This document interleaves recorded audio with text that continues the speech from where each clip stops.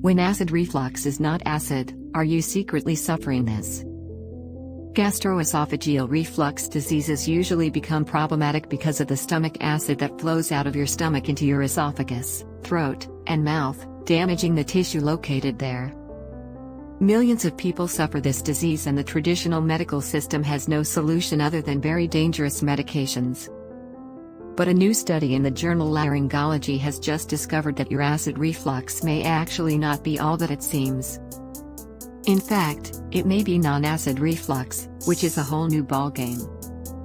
Scientists from the 6th Medical Center of PLA General Hospital in Beijing wondered whether non-acid reflux was actually more common than acid reflux, especially considering how many people still experience symptoms after being placed on acid suppression medication. After all, if acid suppression drugs remove only the acid but not the reflux, then it treats only the most harmful symptom and leaves the cause untreated. Between January 2014 and April 2019, they recruited 344 patients with laryngopharyngeal reflux diseases.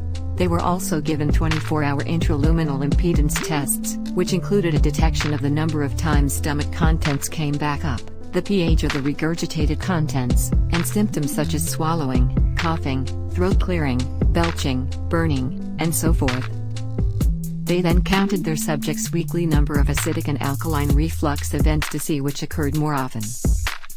They found that non-acid reflux events accounted for 74.1% of all reflux events, and that the participants displayed and reported the same symptoms, whether or not the reflux was acidic. This means that non-acid reflux is actually a bigger problem than acid reflux in these diseases.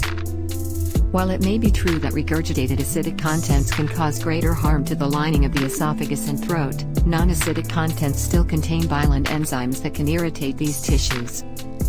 Pepsin, a substance that breaks down proteins in the stomach, is the most common ingredient in non-acid reflux. It is biologically inactive when it is in an alkaline environment, but it is still not normal to find it in the esophagus and throat. Non-acid reflux often happens in the same way acid reflux does. The valve between your esophagus and stomach does not close properly and lets stomach contents through. But there is another way in which it can happen. If the valve between your small intestine and stomach lets your small intestine's contents into your stomach, and the valve between your stomach and esophagus lets stomach contents through into your esophagus, then you can have a reflux of bile into your throat.